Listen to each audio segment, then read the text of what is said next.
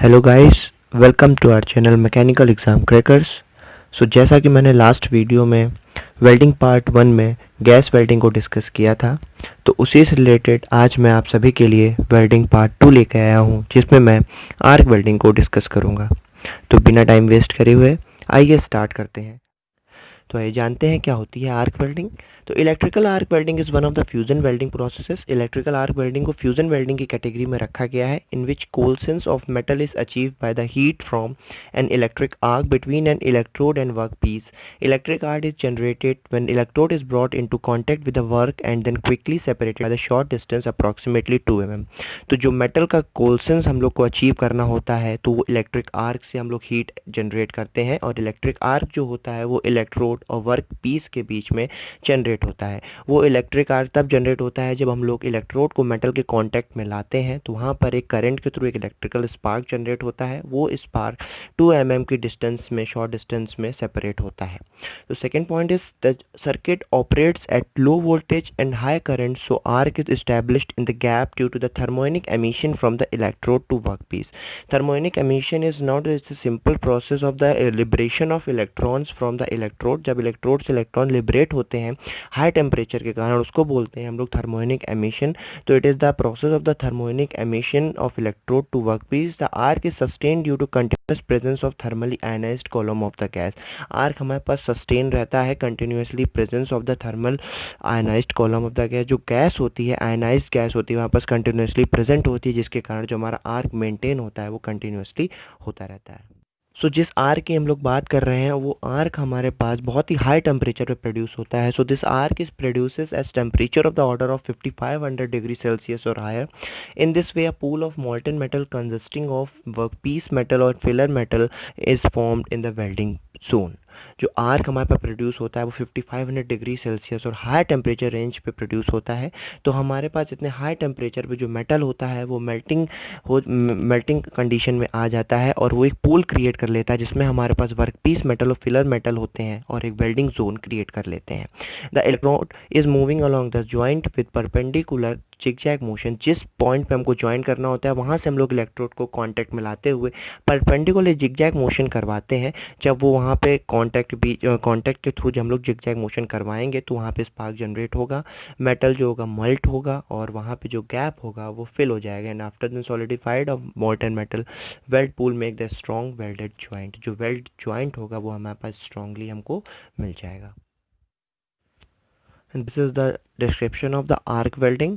और अब मैं आप सभी को दिखाऊंगा कि कैसे उसका सेटअप हम लोग करते हैं आर्क वेल्डिंग का। तो देखिए, जैसा ये आपके सामने फिगर है, ये सेटअप है आर्क वेल्डिंग का, जिसमें हमारे पास एक वेल्डिंग मशीन होती है एसी और DC power source and control के साथ। एक इलेक्ट्रोड होल्डर होता है, जिस होल्डर में हम लोग इलेक्ट्रोड को फिक्स करते हैं।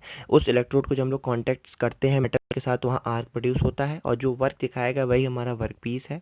एंड वर्क केबल जिसपे वर्क हमारा माउंट होता है, एंड द इलेक्ट्रोड केबल जिसके थ्रू हमारे पास इलेक्ट्रोड एसी सोर्स या डीसी सोर्स से कनेक्ट होता है। तो this is the setup of the arc welding. And now we move for the arc welding equipments. कौन कौन से इक्विपमेंट्स हम लोग यूज़ करते हैं आर्क वेल्डिंग प्रोसेस में। तो फर्स्ट हमारे पास आता है फैसिलिटेटर इक्विपमेंट। फैसिलिटेटर इक्विपमेंट में हमारे पास होते हैं power sources, electrode holder, work table, cables and the finishing devices. तो आइए एक एक करके सबके बारे में जानते हैं। तो पावर सोर्सेज जो हमारे पास होते हैं उसको हम लोग वेल्डिंग मशीन बोलते हैं, जिसमें हम लोग एसी और डीसी पावर सोर्स का यूज़ करते हैं। जैसा कि हमारे पास नीड होती है उस तरीके का हम लोग यूज़ करते हैं। तो AC machines are recommended for ferrous metal and DC machine are recommended for other metals for better result according to our need and purpose. We use for AC and DC machines, and in both categories we have the two categories, straight polarity and reverse polarity. In straight polarity, electrode is made negative pole and workpiece is made positive pole, and reverse polarity, electrode is made positive pole and workpiece made negative pole. It is called the electrode positive and the straight polarity called the electrode negative. तो जैसा कि हमें ज़रूरत होती है, need होती है, उस हिसाब से हम लोग पावर सोर्स का यूज़ करते हैं। सेकंड है हमारे पास electrode holder. Electrode holder is a device to hold the electrode. जैसा मैंने बताया, इलेक्ट्रोड को होल्ड करने के लिए इलेक्ट्रोड होल्डर हम लोग यूज़ करते हैं। Electric current flows into the welding zone through electrode holder, so it should perfectly insulated. Electrode holder perfectly insulated होता है इसमें, क्योंकि हम लोग इलेक्ट्रोड होल्ड करते हैं, इसके थ्रू करंट उसमें पास होता है। वर्क टेबल होती है हमारे पास। Work table is a table where work piece to be welded are placed, and a cable for connection, जिसमें हम कनेक्शन के लिए केबल्स यूज़ करते हैं। Circuit of arc welding setup is completed with the help of connecting cables. The cable use to connect electrode holder with power source and should be enough flexible to facilitate easy movement of electrode. जैसा मैंने आपको setup में दिखाया कि electrode से जोड़ते हैं cable के थ्रू वर्क को केबल के थ्रू जोड़ते हैं वर्क को, इलेक्ट्रोड को जोड़ते हैं इलेक्ट्रोड केबल से सोर्स के through. And last is finishing device like chipping hammer, wire brush. जैसा कि मैंने आपको गैस वेल्डिंग में भी बताया था कि फिनिशिंग डिवाइस होती हैं जो हमारे पास जो सरफेस रफनेस होती है उसको क्लीन करने के लिए यूज़ होती है, chipping hammer and wire brush, जिससे हमारे पास जो जॉइंट होता है सरफेस में स्मूथनेस आ जाती है। ये थे हमारे पास फैसिलिटेटर इक्विपमेंट्स। तो नेक्स्ट हम लोग चलते हैं, देखते हैं कंज्यूमेबल इक्विपमेंट्स, कौन कौन से इक्विपमेंट्स जो कंज्यूम होते हैं। तो हमारे पास वो हैं electrode, flux, workpiece and the filler metals. तो electrode, these are also called welding rods. Two type of welding electrode are generally used, consumable electrodes and non-consumable electrodes. हम लोग दो कैटेगरी यूज़ करते हैं इसमें, consumable electrodes and non-consumable electrodes। जैसा कि हमें नीड होता है उसी के थ्रू प्रोसेस में हम लोग यूज़ करते हैं। तो consumable electrodes are the source of filler metal in the case of arc welding। तो filler metal का जो सोर्स होता है वो consumable electrodes होते हैं। consumable electrodes धीरे धीरे ख़त्म होते जाते हैं। Non consumable electrode, they are made of tungsten और कार्बन और टंगस्टन के बने होते हैं। These do not melt in the process of welding and so called non-consumable electrodes. Their depletion rate is very low. इनका depletion rate बहुत लो होता है और ये मेल्ट नहीं होते हैं वेल्डिंग प्रोसेस के दौरान। नेक्स्ट है हमारे पास flux, like gas welding flux is also use in arc welding to prevent oxidation of hot element. जब हमारे पास वेल्डिंग जॉइंट तैयार हो जाएगा, वेल्डेड जॉइंट, तो उसको ऑक्सीडेशन से प्रिवेंट करने के लिए हम लोग फ्लक्स का यूज़ करते हैं। नेक्स्ट हमारे पास वर्क पीस होता है। And last is a filler metal. In case of use of non consumable electrode, separate filler materials use to improve property of weldment. जब हम लोग नॉन कंज्यूमेबल इलेक्ट्रोड यूज़ करते हैं तो वहाँ पे हम लोग फिलर मेटल का यूज़ करते हैं, जिससे जो कैविटी है वो फिल हो सके और हमारे पास वेल्डमेंट उसकी प्रॉपर्टीज़ इंप्रूव हो सकें। तो ये थे कुछ consumable equipments. Now we move for the protecting equipments. Protective equipment कौन कौन से होते हैं इसमें? Welding shields, goggles, screen, gloves and apron, these all are the protecting equipments for protecting our self from the welding processes and their harmful effects. तो ये हमारे पास कुछ इक्विपमेंट्स थे जिसमें हम लोग 3 टाइप के इक्विपमेंट्स हमने देखे। Now the next topic is the arc blow. What is the arc blow? Arc blow is usually unwanted deflection of the arc during arc welding. Arc welding process के दौरान हमारे पास किसी भी कारण से, किसी भी रीज़न से, किसी भी कॉज से जो आर्क में डिफ्लेक्शन मिलता है, अनवांटेड डिफ्लेक्शन मिलता है, उसको हम लोग आर्क ब्लो कहते हैं। ये हमारे लिए नॉन यूज़फुल है। हम लोग को इस आर्क वेल्डिंग में इसको नेगलेक्ट करना पड़ेगा, जिसकी हमारे पास जो प्रोसेस है वो बहुत ही अच्छे तरीके से हो सके। तो आर्क ब्लो जो होता है कॉमनली 2 तरीके का होता है, magnetic arc blow and thermal arc blow. तो फर्स्ट ऑफ ऑल हम देखते हैं what is the magnetic arc blow. Magnetic arc blow को हम लोग आर्क बॉन्डर भी कहते हैं, because the deflection of welding filler material within the electrical arc deposit by a buildup of magnetic force surrounding the weld pool. Magnetic arc blow can occur because of workpiece connection, joint design, poor fit up, improper setting, atmospheric condition. Current flow होने की वजह से वहाँ पे magnetic forces generate हो जाते हैं weld pool में, जो कि हमारे लिए बिल्कुल भी यूज़फुल नहीं है हमारे प्रोसेस के लिए। और जो जिस कारण से ये कॉज होता है मैग्नेटिक आर्क ब्लो, वो प्रोसेस होते हैं वर्कपीस कनेक्शन की। कनेक्शन में हम लोगों ने कुछ मिस्टेक करी है, जॉइंट डिज़ाइन की हम लोगों की जो डिज़ाइन है जॉइंट की वो कुछ गलत है, पुअर फिटअप्स हम लोगों ने गलत की है, improper settings and atmospheric conditions are there. तो there are some cause for the magnetic arc blow. Next one is a thermal arc blow. Thermal arc blow is widely attributed to variation in the resistance within the base metal created by the weld pool as it moves across the workpiece. जब base metals के resistance में हम लोग variation करते हैं उसकी वजह से थर्मल आर्क ब्लो जनरेट होता है। थर्मल आर्क ब्लो हमारे पास इम्प्रॉपर सरफेस प्रिपरेशन या फिर इम्प्रॉपर ट्रैवल स्पीड, हम लोग जो इलेक्ट्रोड को मूव कराते हैं बहुत ही फास्ट तरीके से अगर कराते हैं तो उसकी वजह से भी थर्मल आर्क ब्लो वहाँ सेटअप हो सकता है, जो कि हमारे लिए बिल्कुल यूज़फुल भी नहीं है। पर thermal arc blow is not severe as magnetic arc blow. Magnetic arc blow से ज़्यादा डेंजरस नहीं है thermal arc blow. Magnetic arc blow ज़्यादा हम लोग के लिए हानिकारक है थर्मल आर्क ब्लो से वेल्डिंग प्रोसेस के लिए, but can still leave undesirable defect in the weld deposit. ये तब भी हमारे पास एक अनडिजायरेबल डिफेक्ट हमको दे देता है प्रोसेस के दौरान। तो ये हमारे पास आर्क ब्लो थे। नेक्स्ट हम लोग देखते हैं क्लासिफिकेशन ऑफ आर्क वेल्डिंग की, किन किन कैटेगरीज में आर्क वेल्डिंग को बांटा गया है। So there is the type of the arc welding. how many categories the arc welding get classified? So there are the two categories. First is the consumable electrode welding and second one is the non-consumable electrode welding. In consumable electrode welding we have the 6 types of arc welding. In non-consumable electrode welding we have the 3 type of arc welding. तो एक एक करके सारे topic को हम लोग cover करेंगे. तो फर्स्ट स्टार्ट करते हैं कंज्यूमेबल आर्क वेल्डिंग में. First part shielded metal arc welding. तो what is the shielded metal arc welding? It is the manual process of welding and is common and versatile method using for joining shape and cannot be easily set up for automatic welding methods. ये हमारे पास common और versatile method होता है different type of shapes को join करने के लिए, जिसमें हम लोग shielded metal arc welding का use करते हैं. In this method a solid electrode with an extruded backed on coating material is used. Electrode हमारे पास extruded backed coating का use करते हैं इस process में. The arc is struck by short circuiting the electrode with the workpiece. Welding current is chosen according to electrode diameter, type of electrode and the kind of welding job. The arc voltage is determined as a function of the arc length. जो short circuit होता है electrode और work piece में, उसके through हम लोग को arc मिलता है, और जो वेल्डिंग करंट हम लोग सेलेक्ट करते हैं वो हम लोग इलेक्ट्रोड डायमीटर और टाइप ऑफ इलेक्ट्रोड के अकॉर्डिंग सेलेक्ट करते हैं. आर्क वोल्टेज हमारे पास डिटरमाइन होता है according to the function of the arc length. ये था हमारे पास shielded metal arc welding. And एक फॉर्मूला आप सभी को सामने दिख रहा होगा. The heat developed by an arc is given by W joules equals to V into A into T. V stands for volts for voltage and A amperes stand for current and T seconds for the time. This is the formula. जी हम लोग heat developed arc से कितनी heat develop हो रही है इसको कैसे calculate करना है, तो वो हमारे पास फॉर्मूला होता है जिसको वैट फॉर्मूला बोलते हैं, V into A into T. And this is the figure of the shielded metal arc welding. इसमें आप देख सकते हैं सारे पार्ट मैंने आपको दिखाए हुए हैं. Covered electrode, flux coating, core wire, globules of the molten metal slag, solidified slag, weld metal plate, arc, molten weld pool and direction of welding. This is the setup for the shielded metal arc welding. Next हम देखते हैं submerged arc welding, जिसको short में हम लोग saw welding भी बोलते हैं. तो क्या होता है आइए देखते हैं. Submerged arc welding is a method in which the heat required to fuse the metal is generated by an electric current passes through between the welding wire and the workpiece. The tip of the welding wire, the arc and the weld area are covered by a layer of granular flux. A hopper and a feeding mechanism are used to provide a flow of flux over the joint being welded. So submerged arc welding हमारे पास एक ऐसा method है जब हम लोग welding wire और work piece को कांटेक्ट में लाते हैं तो वहाँ पे इलेक्ट्रिक करंट जनरेट होता है. उस इलेक्ट्रिक करंट से जो हीट प्रोड्यूस होती है वो हमको मेटल फ्यूज़ कराने में हेल्प करती है. तो सबमर्ज्ड आर्क वेल्डिंग ही इसको क्यों बोला गया है कि सबमर्ज्ड आर्क जो होता है हमारे पास सबमर्ज्ड स्टेट में होता है.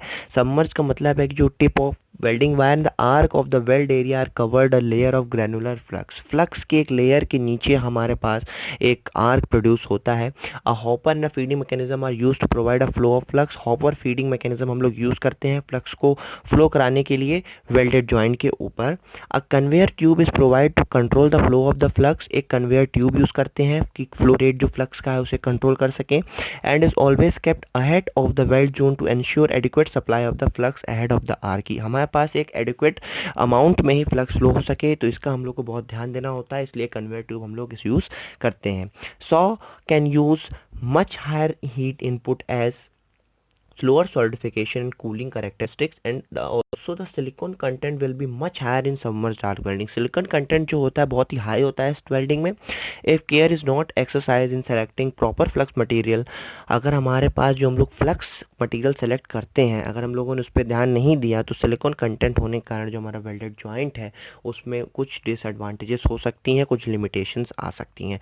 Saw can be use for welding of material in higher gauges. Higher gauges में हम लोग सॉ वेल्डिंग का यूज़ करते हैं. तो सॉ वेल्डिंग मेनली बस ये है, इसका मतलब कि जो एक फ्लक्स की लेयर होती है उसके नीचे हम लोग का आर्क जनरेट होता है. तो उस आर्क के थ्रू जब मेटल मेल्ट होता है तो वहाँ पे एक फ्लक्स फ्लो के थ्रू हम लोग वहाँ पे जो कैविटी होती है उसको फिल करते हैं. तो सबमर्ज्ड आर्क वेल्डिंग का ये फिगर है, आप सभी सामने देख सकते हैं कैसे होता है. तो हम लोग dry mills, roller you mills का यूज़ करते हैं जिसमें इलेक्ट्रोड वायर फिक्स होता है, तो वो ऊपर नीचे होता रहता है अपने मोशन के according. DC power supply, fused covering flux, जो फ्लक्स का आप देख सकते हैं यहाँ पे पूरा कोटिंग, यहाँ पे एक शीट बिछी हुई है जिसके नीचे हम लोग को एक आर्क मिलता है, सबमर्ज्ड आर्क जो मैंने आपको दिखाया है. And weld there is a weld pool and a work piece. Weld pool के जस्ट अबव हमको एक आर्क मिलता है जो कि एक ग्रैनुलर फ्लक्स की लेयर के नीचे मिलता है. तो ये थी हमारे पास सबमर्ज्ड आर्क वेल्डिंग. एंड बढ़ते हैं थर्ड पार्ट की तरफ जो है हमारा gas metal arc welding. It is the important for the exam point of view, बहुत ही फ्रीक्वेंटली पूछा जाता है ये। तो क्या होता है आइए जानते हैं। तो gas metal welding also known as metal inert gas welding, MIG welding, जिसको हम लोग बहुत कॉमन सिनेरियो में अब मिग वेल्डिंग के नाम से जानते हैं, वही है हमारे पास गैस मेटल आर्क वेल्डिंग, जिसको हम लोग पहले GMAW के नाम से जानते थे, अब उसको मिग वेल्डिंग कहते हैं। तो gas metal arc welding is a gas shielded process that can be effectively used in all positions। सारी positions में बहुत effectively हम लोग इसका use करते हैं। The shielding gas can be both inert gas like argon and active gas like argon oxygen mixture। shielding gas हमारे पास inert gas use होती है जैसे कि argon, and active gas हमारे पास argon oxygen mixture and argon carbon dioxide mixture, जो कि chemically highly reactive है, उनका हम लोग use करते हैं।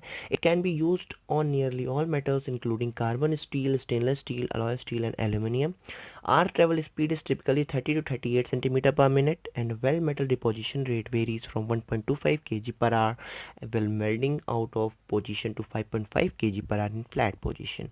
MIG welding is a well established semi-automatic process। It is under the category of semi-automatic process and the setup of the MIG welding, जिसमें देख सकते हैं कि गैस सप्लाई के लिए हमारे पास we have a cylinder and there is a electrode holder, tungsten holder, arc work piece, shielded gas वहाँ से निकल रही है and a welding part. So this is the setup of the MIG welding. तो this is the description of the MIG welding and we go for the fourth part, which is the fluxed core arc welding।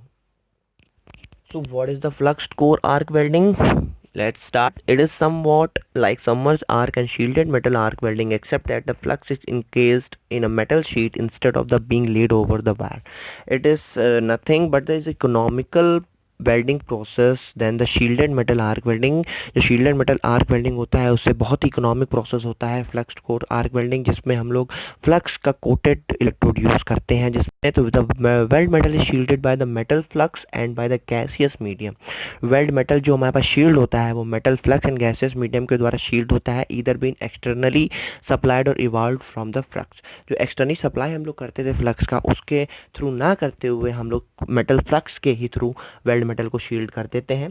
Carbon steel and stainless steel flux core wires are available. तो हम लोग use करते हैं normally process में वो carbon steel और stainless steel के flux core wires use करते हैं। Since the flux is core of electrode wire itself, जो हमारे पास फ्लक्स होता है वो इलेक्ट्रोड वायर का कोर होता है खुद से ही। It helps in mechanization of welding process by introducing continuous wire feed. For the stabilization of the mechanization in the welding process the wire feed is continuous in all the time. जो wire का feed है वो continuous होना चाहिए mechanisation को establish करने के लिए। FCAW has high deposition rate due to stub elimination. Flux cored wire give lesser spatter and improve weld finish due to arc stabilization and slag forming compound at the core। तो जो हमारे पास less spatter मतलब कि जो roughness part होता है या हमारे पास कुछ ऐसा पार्ट हम लोग को मिलता है जिसके हम लोग को फर्दर प्रोसेस करने पड़ते हैं, तो वो उसमें बहुत ही कम होता है। वेल फिनिश हम लोग को एक मिलता है आर्क स्टेबलाइजेशन के थ्रू, जो सरफेस होता है हमको उसमें ज़्यादा फिनिशिंग प्रोसेस नहीं करने पड़ते हैं, which leads to less porosity. जो पोरोसिटी की कंडीशन होती है वो भी बहुत कम कर देता है, जो कि मेन इसका रीज़न है वो है आर्क स्टेबलाइजेशन। और आर्क स्टेबलाइजेशन हमारे पास सिर्फ मैकेनाइजेशन के थ्रू मिल पाता है, तो ये हमारे पास इकोनॉमिक है काफ़ी। Fluxed core wires have great advantage in continuous hard facing work and also in welding steel pipes involving 360 degree welding. It is also known as 360 degree welding process because ये 360 degree में welding process को accomplish करता है। External shielding gases are also use in many FCW process. CO2 shielded gas gives deep penetration. जो CO2 जो shielded gas हम लोग use करते हैं तो काफ़ी डीप पेनिट्रेशन करती है वेल्डिंग को, मतलब काफ़ी डायमीटर के थ्रू हम लोग उसमें वेल्ड कर सकते हैं। तो ये हमारे पास था FCAW and this is the setup for the FCAW in which we have the gas which is selected to be optional, मतलब जब हम अगर नीड है तो यूज़ कर सकते हैं, नहीं तो कोई बात नहीं। And the molten metal solidified melt metal molten slag direction of travel nozzle and flux को electrode and there is the arc. तो ये सेटअप है हमारे पास FCAW वेल्डिंग प्रोसेस का कि किसके थ्रू हम लोग FCAW प्रोसेस को कंप्लीट करते हैं। Now move the last part of the consumable arc welding. It is the electro slag welding ESW। Electro slag welding क्या होती है, चलिए देखते हैं। तो electro slag welding offers good productivity and quality in heavy structural and pressure vessel fabrication. Heavy structure and pressure, जहाँ पे हम लोग वेसल फैब्रिकेशन का यूज़ करना पड़ता है, वहाँ पे हमको इलेक्ट्रोड स्लैग वेल्डिंग का यूज़ करना पड़ता है। ये बहुत ही वहाँ पे गुड प्रोडक्टिव होता है और क्वालिटी बहुत ही बेटर ये देता है। The weld metal in ESW process is obtain bye fusion of electrode wire under the blanket of flux layer. जो वेल्ड मेटल का फ्यूज़न होता है वो हम लोग फ्लक्स लेयर का एक ब्लैंकेट होता है उसके अंडर होता है। The heat for melting is obtain as resistance heat by passage of the current through slag pool covering the complete surface of the weld metal. जो स्लैग पूल हमारे पास करंट थ्रू मिलता है वो कंप्लीट मेटल सरफेस को cover कर लेता है। A pool of molten slag is formed between the edges of the part to be welded and the traveling molding shoes the metal electrodes dipped into the molten slag। जो ये खाली ऐसी category है जिसमें हम लोग मेटल इलेक्ट्रोड का use करते हैं मोल्टन स्लैग में डिप करके। जो मोल्टन इलेक्ट्रोड होता है वो हमारे पास डिप होता है मोल्टन स्लैग में। तो net current passing through the electrode and molten slag heat up the slag pool. Dip होने की वजह से जो करंट सेटअप होता है वो स्लैग पूल को हीट कर देता है, वहाँ का टेम्परेचर राइज हो जाता है। तो slag melting point is higher than those of the wire and parent metal. तो स्लैग पॉइंट मेल्टिंग पॉइंट होता है वो बहुत ही हाई हो जाता है बेस और पेरेंट मेटल के कंपेरिजन में। Hence the electrode wire melts and the molten metal settles and the bottom of the slag pool. तो स्लैग पूल के जो बॉटम में मोल्टन मेटल सेटल हो जाता है एंड सॉलिडिफाई हो जाता है और जो हमारे पास जॉइंट होता है वो हमारे पास फिल हो जाता है। To keep welding stable it is necessary for slag pool to maintain its temperature. Welding stable करने के लिए जो हमारे पास स्लैग पूल का टेम्परेचर होता है उसको मेंटेन रखना बहुत ही मैंडेटरी होता है, जिससे हमारे पास इफेक्टिव वेल्डिंग हमको मिल जाती है। तो this is the setup for the electro slag welding, जिसमें हमारे पास इलेक्ट्रोड होता है, वर्क पीस होता है। इलेक्ट्रोड ऊपर नीचे मोशन में रहता है, वर्टिकली मोशन में।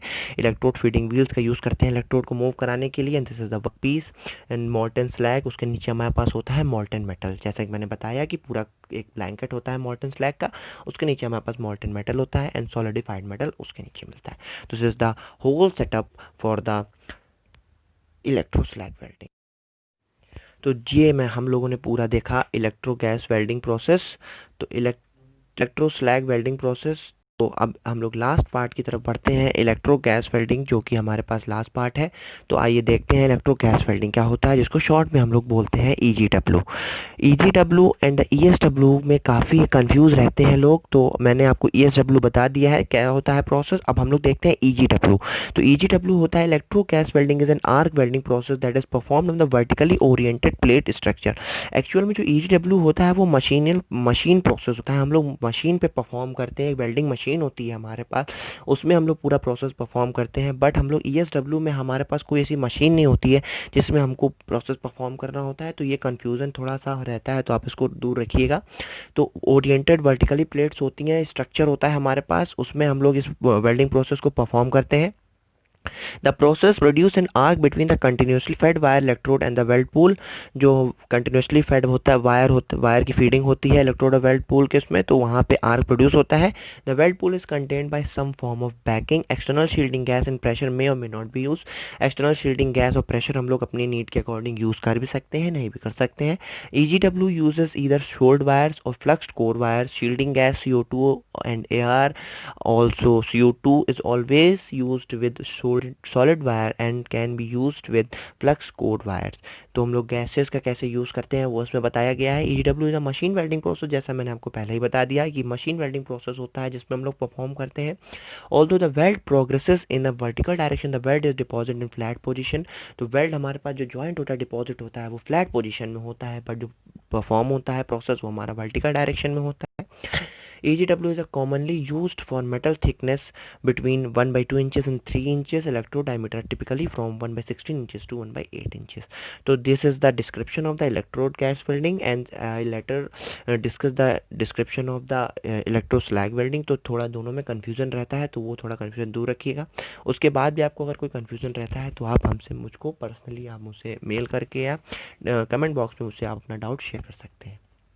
तो अब चलते देखते हैं सेटअप कैसा होता है EGW का, इलेक्ट्रो गैस वेल्डिंग का, कैसे ये मशीन होती है। तो ये मशीन आप सभी के सामने फिगर है। तो ये एक वर्टिकली डायरेक्शन में है, लास्ट से सब दोनों के सरफेस के एंड में हमने देखा है कि वो फिक्स लगा हुआ है, जिसमें कंप्लीट वेल्ड है, वाटर कनेक्शंस हैं, water circulations, work piece 1 and work piece 2, molten slag, electrode feeding rods, inboard shoe, weld metal, solidifying weld metal, guide sheet, and this is the all other part of the welding machine of the EGW. So this is the whole discussion of the consumable arc welding. All the 6 part I discussed. मैंने सारे 6 part को discuss कर लिया है, सबका description दिया है with figure. सारी जितनी भी इसमें पार्ट्स थे मैंने सबको डिस्कस करके सारे इंपॉर्टेंट पॉइंट्स मैंने आपको बताए हैं। तो नेक्स्ट हम लोग स्टार्ट करते हैं नॉन कंज्यूमेबल आर्क वेल्डिंग, जिसमें हम लोग नॉन कंज्यूमेबल आर्क वेल्डिंग में हमारे पास 3 कैटेगरी थी, हमने फ्लो चार्ट में देखा था। तो आइए स्टार्ट करते हैं फर्स्ट वन, जिस वो है गैस टंगस्टन आर्क वेल्डिंग, जो कि commonly known as the tungsten inert gas welding. ये भी बहुत ही इंपॉर्टेंट है, जैसे मेटल इनर्ट गैस वेल्डिंग था कंज्यूमेबल आर्क वेल्डिंग में, वैसे non consumable electrode arc welding में हमारे पास है टंगस्टन इनर्ट गैस वेल्डिंग। तो आइए देखते हैं क्या होता है। Gas tungsten welding GTAW, also known as tungsten inert gas TIG TIG welding, is an arc welding process that use a non-consumable tungsten electrode to produce the weld। इसमें हम लोग नॉन कंज्यूमेबल टंगस्टन इलेक्ट्रोड का use करते हैं। जो electrode होता है वो टंगस्टन का बना हुआ होता है वेल्ड को प्रोड्यूस करने के लिए। A consumable tungsten rod is used as the electrode with inert gas shielding both the molten metallic pool and the red hot filler wire tip। जो वायर टिप होती है बहुत ही हाई टेम्परेचर पे होती है, और जो मॉल्टन मेटेलिक पूल होता है, दोनों ही इनर्ट गैस से शील्ड होते हैं, और इसमें हम लोग टंगस्टन रॉड का यूज़ करते हैं, जो कि इलेक्ट्रोड फॉर्म में हमारे पास प्रेजेंट होता है। देन आर्गन और helium gas is use for the shielding purposes. Argon is preferred for wide range of materials and is no flux is use. Corrosion due to flux inclusion can not occur. If we use the argon then we no use the flux, and the corrosion due to flux inclusion cannot occur। Almost all metal can be welded using TIG process। Maximum जितनी भी category आप देखते हैं welding process में, arc welding में, वो हम लोग TIG प्रोसेस से ही यूज़ करते हैं। Dissimilar metal can also be welded by TIG choosing the appropriate combination according to the need। We select the appropriate combination for the TIG welding। These non-consumable tungsten electrode are alloyed with zirconium or thorium, and the non-consumable tungsten electrode zirconium और thorium के 1% का mixture में use हम लोग alloyed करते हैं। This is the description of the TIG welding, and this is the setup in which we use the electrode holder, tungsten electrode, gas passages, inert gas supplies use the cylinder in which the inert gas is filled up for the supplying of the inert gas, and the shielding gas, this is the workpiece। So this is the whole setup for the tungsten inert gas welding। Next चलते हैं हम लोग second part की तरफ। वो भी हमारे पास काफ़ी इम्पॉर्टेंट पार्ट है, जो है हमारे पास AHW और बोलते हैं जिसको सॉफ्ट शॉर्ट में। It is the stand for atomic hydrogen welding. तो atomic hydrogen welding is an arc welding process that use an arc between two metal tungsten electrode in the shielding atmosphere of the hydrogen. Hydrogen के atmosphere में हम लोग tungsten electrode के जो shielding होती है उसका यूज़ करते हैं। शील्डेड गैसेस होती हैं इन हाइड्रोजन के एटमॉस्फेयर में, उसमें लोग टंगस्टन इलेक्ट्रोड का यूज़ करते हैं, जिसके कारण हमारे पास वेल्ड जनरेट होता है। The process was invented by Irving Langmuir in the course of the studies of atomic hydrogen. Irving Langmuir ने फर्स्टली इसको इन्वेंट किया था कि कैसे हम लोग हाइड्रोजन का एटम है उसके हीट का यूज़ करके हम लोग वेल्डिंग कर सकते हैं। The electric arc efficiently break up the hydrogen molecules which later recombines with tremendous release of the heat. जो इलेक्ट्रिक आर्क होता है वो हाइड्रोजन के मॉलिक्यूल को ब्रेक कर देता है, बट वो आफ्टर सम टाइम वो रिकम्बाइन हो जाते हैं। बट जब रिकम्बाइन होते हैं तो बहुत ही हाई अमाउंट में हीट रिलीज़ करते हैं, जो कि टेम्परेचर 3400 टू 4100 डिग्री सेल्सियस के बीच में रीच कर जाता है। Without the arc and oxy hydrogen torch can only reach 2800 degree Celsius. अगर हम लोग आर का यूज़ नहीं करते हैं हाइड्रोजन एटम को ब्रेक करने के लिए, तो खाली ऑक्सी हाइड्रोजन टॉर्च है जो कि 2800 डिग्री सेल्सियस तक पहुंच सकती है। बट एटॉमिक हाइड्रोजन वेल्डिंग में जो हमारे पास टेम्परेचर रीच होता है वो होता है 4000 डिग्री सेल्सियस तक। This is the third hottest flame after dicyanoacetylene at 4987 degrees Celsius and cyanogen at 4525 degree Celsius. ये हमारे पास थर्ड हॉटेस्ट फ्लेम होती है 4000 डिग्री सेल्सियस पे। Dicyanoacetylene acetylene and cyanogen hottest flame के बाद An acetylene torch merely reaches 3300 degree Celsius. This device में be called an atomic hydrogen torch. ये टेम्परेचर रेंजेस आप याद रखिए, जो रेंज है टेम्परेचर की याद रखिए. काफ़ी एमसीक्यू में काफ़ी एग्जाम पे पूछ लिए जाते हैं कि कौन कौन सी हॉटेस्ट फ्लेम होती हैं, तो आप ये बात ध्यान रखिएगा. दिस डिवाइस में be called an atomic hydrogen torch, nascent hydrogen torch and language में इसको इन्वेंट किया था, तो उसके टॉर्च के नाम से भी जाना जाता है. The process was also known as arc atom welding. तो ये हमारे पास थर्ड हॉटेस्ट फ्लेम थी. Next point is the heat produce by this torch sufficient to weld tungsten 34 to 2 degree Celsius the most refractory metal. जो हमारे पास tungsten torch होती है बहुत ही रिफ्रैक्टरी मेटल में हम लोग यूज़ करते हैं. The presence of hydrogen also act as a shielding gas. Hydrogen को ही हम लोग शील्डिंग गैस के रूप में यूज़ करते हैं. Preventing oxidation and contamination by carbon nitrogen और oxygen which can severely damage the properties of the many metals. जो कि हमारे पास कार्बन नाइट्रोजन एंड ऑक्सीजन एक साथ कंटेमिनेट होते हैं किसी भी सरफेस पे, तो हमारे पास मेटल डैमेज हो सकता है, उससे प्रिवेंट करता है. It eliminates the need of flux और दिस पर्पस. फ्लक्स की नीड को भी एलिमिनेट करता है हाइड्रोजन गैस का शील्डिंग गैस के रूप में इस्तेमाल होना. In atomic hydrogen welding filler metal may or may not be used. In this process the arc is maintained entirely independent of the work or part being welded. जो हमारे पास work part होता है उसके इंडिपेंडेंटली टाइम में हम लोग arc को मेंटेन करते हैं, और जो हमारे पास फिलर मटेरियल होता है वो हम लोग अपनी नीड के अकॉर्डिंग यूज़ कर भी सकते हैं और नहीं भी यूज़ कर सकते हैं. तो ये था हमारे पास एटॉमिक हाइड्रोजन वेल्डिंग process का description. And this is the setup for the atomic hydrogen welding in which we use the arc atom welding. weld rod जिसके नीचे arc setup होता है, हाइड्रोजन गैस लिबरेट होती है, tungsten electrode and hydrogen gas supply होती है ऊपर से. 32 VAC का हम लोगों ने एक सोर्स यूज़ किया हुआ है एंड द फिलर. तो this is the setup for the atomic hydrogen welding and this is the description of the atomic hydrogen welding. तो नेक्स्ट हम लोग देखते हैं थर्ड पार्ट, जो कि लास्ट पार्ट है हमारे पास non consumable electrode arc welding में. वो है हमारे पास PAW प्लाज्मा आर्क वेल्डिंग. ये भी काफ़ी इंपॉर्टेंट है नॉलेज पॉइंट ऑफ व्यू से. तो आइए स्टार्ट करते हैं. A plasma is a gas which is heated to an extremely high temperature and ionized so that it become electrically conductive. Name से आपको थोड़ा सा कंफ्यूजन हो रहा होगा, बट जो प्लाज्मा है हमारे पास वो एक तरह की गैस ही है जिसका हम लोग यूज़ करते हैं बहुत ही हाई टेम्परेचर पर आयनाइजेशन करने के लिए, जो कि इलेक्ट्रिकली कंडक्टिव होता है नेचर में. Similarly to GTAW TIG welding में जैसा कि हमने देखा है, वैसे ही इसमें प्लाज्मा आर्क वेल्डिंग में भी होता है कि हम लोग जैसे GTAW में टंगस्टन का यूज़ करते थे, वैसे ही प्लाज्मा आर्क वेल्डिंग में हम लोग प्लाज्मा के ट्रांसफ़र से इलेक्ट्रिक आर्क को सेटअप करते हैं वर्क पीस में. The metal to be welded is melted by the intense heat of the arc and fuse together.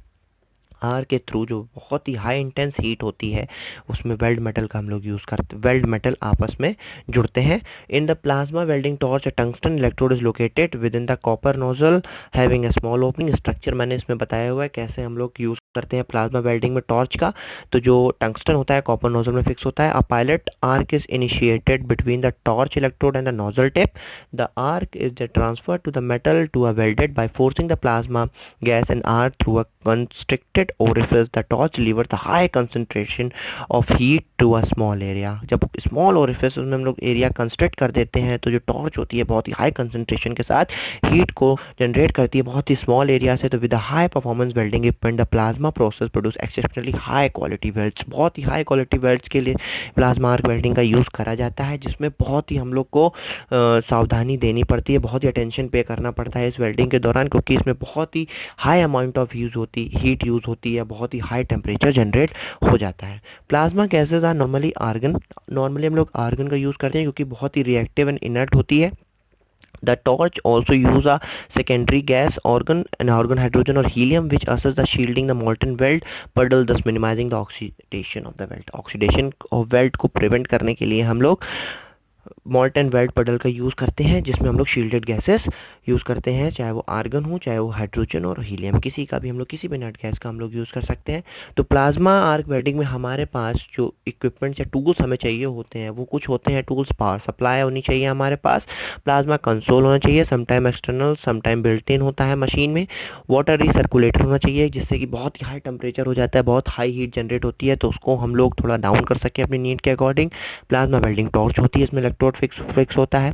Torch accessory kit होनी चाहिए जिसमें tips, ceramics, collet, electrode, setup, gauges, ये सब उसमें जुड़े होते हैं। And this is the figure of the plasma arc welding, जिसमें हमने लिखा है इलेक्ट्रोड, उसका मोशन होता है, ओरिफिस जहाँ से गैस हम लोग पास कराते हैं, प्लाज्मा आर्क नीचे तरफ जनरेट होता है, वर्कपीस है जहाँ पे हम लोग को वेल्ड ज्वाइंट को प्रोड्यूस करना है, and this is the air for the plasma and small is the orifice from which the gas is be supplied. So this is the plasma arc welding.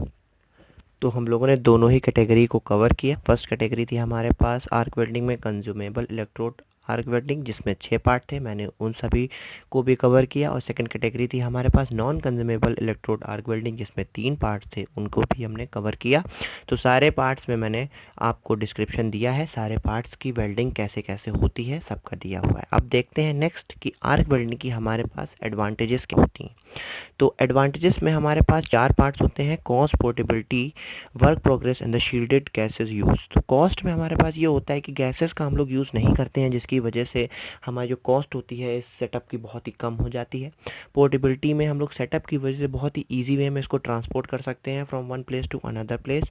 Works on dirty metal, dirty metal का मतलब है कि काफ़ी सारे metal जो हम लोग को जहाँ ज्वाइन करना होता है तो सरफेस में काफ़ी सारे एलिमेंट्स की हो जाते, ऊपर उसके जम जाता है, तो उसको भी हम लोग क्लीन करने में भी इसका यूज़ करते हैं। फिर देन आफ्टर हम लोग उसको ज्वाइन करते हैं। Shielded gas is not necessary, हम लोग शील्डिंग गैस का इसमें यूज़ कर भी सकते हैं, नहीं भी यूज़ कर सकते हैं। Process can be completed during wind और rain and spatter is not a major concern. तो these are the advantages of the arc welding. Now we move for the disadvantages for the arc welding. The first one is the lower efficiency.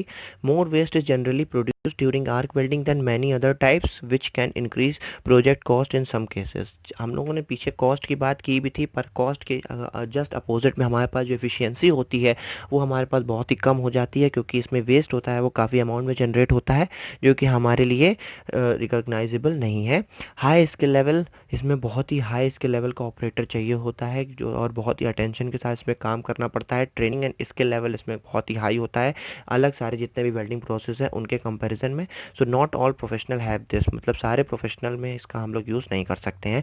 Thin materials, it can be tough to use arc welding और certain thin material. जो thin materials होते हैं उसमें हम लोग arc welding का use नहीं कर सकते हैं, क्योंकि वहाँ पे यूज़ करना हमारे लिए काफ़ी इम्पॉसिबल होता है। तो these are the disadvantages of the arc welding. तो सारा कुछ था ये आर्क वेल्डिंग का, आर्क वेल्डिंग का। आर्क वेल्डिंग क्या होती है, उसके टाइप्स, सारे टाइप्स को मैंने डिस्कस किया with figure and is applications and their advantages and disadvantages. तो ये था हमारे पास वेल्डिंग पार्ट 2 में आर्क वेल्डिंग। और फर्स्ट पार्ट में मैंने डिस्कस किया था गैस वेल्डिंग। तो जिसने भी गैस वेल्डिंग का नहीं देखा है तो वीडियो का लिंक हम लोगों ने डिस्क्रिप्शन में दिया हुआ है, आप फर्स्टली जाके उसको देख सकते हैं। Then after that we you go for the arc welding. तो आर्क वेल्डिंग का ये था, और नेक्स्ट टॉपिक जितने भी इसके पार्ट हैं हम लोग नेक्स्ट वीडियो में कवर करेंगे। तो thank you guys for watching, and please like and share and subscribe our channel. Thank you.